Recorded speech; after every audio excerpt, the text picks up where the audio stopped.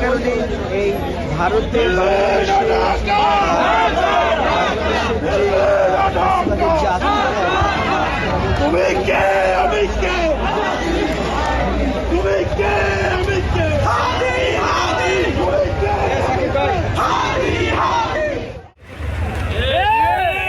দীর্ঘদিন যাবৎ পরাধীনতার ভেড়াজালে আবদ্ধ।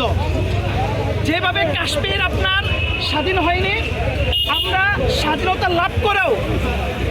স্বাধীনতা লাভ করেও প্রকৃত স্বাধীনতার যে স্বাদটা আমরা আস্বাদন করতে পারিনি। ভারত আমাদেরকে হুমকি দেয়, আমাদের অর্থনৈতিক চাকা তারা নাকি বন্ধ করে দিবে, তারা নাকি আমাদেরকে বস্ত্রহীন করে মারবে। আমরা তাদেরকে বলতে চাই, আমরা স্বাধীন সার্বভৌমত্ব একটি দেশে আমরা বসবাস করছি, আমাদের নিজস্ব সক্রিয়তা আছে। যাদের মধ্যে ভারত প্রেম আছে, যাদের প্রতি ভারতের প্রতি ভালোবাসা আছে, সেই সকল উপদেষ্টাদেরকে আমরা ক্ষমতায় বসিয়ে, যার ফলে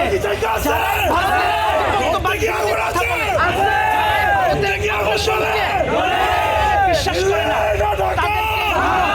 নীল নকশার মাধ্যমে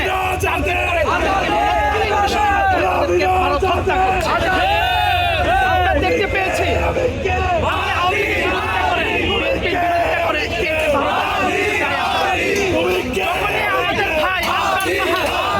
ভারত বিরোধী কথা বলেছে,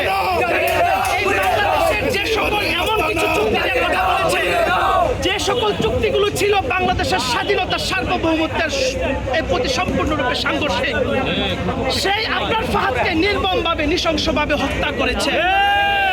যার ফলশ্রুতিতে আমরা দেখতে পেয়েছি আমাদের ভাই শরীফ ওসমান হাদি যখন সে ভারতের আধিপত্যবাদ নিয়ে কথা বলেছে,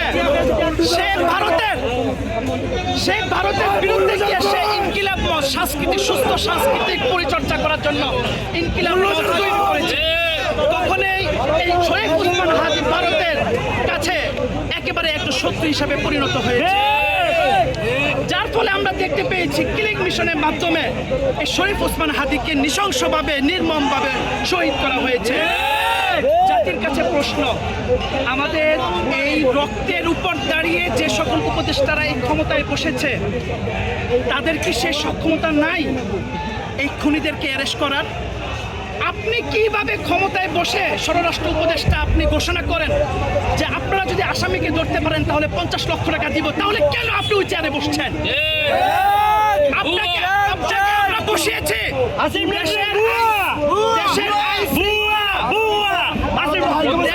আইন শৃঙ্খলা ঠিক রাখার জন্য, আপনি সেখানে ব্যর্থতার পরিচয় দিয়েছেন।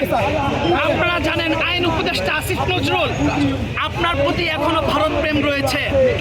আপনি মুখে অনেক কথা বলেন, কিন্তু আপনি দিন শেষে ভারতের সাথে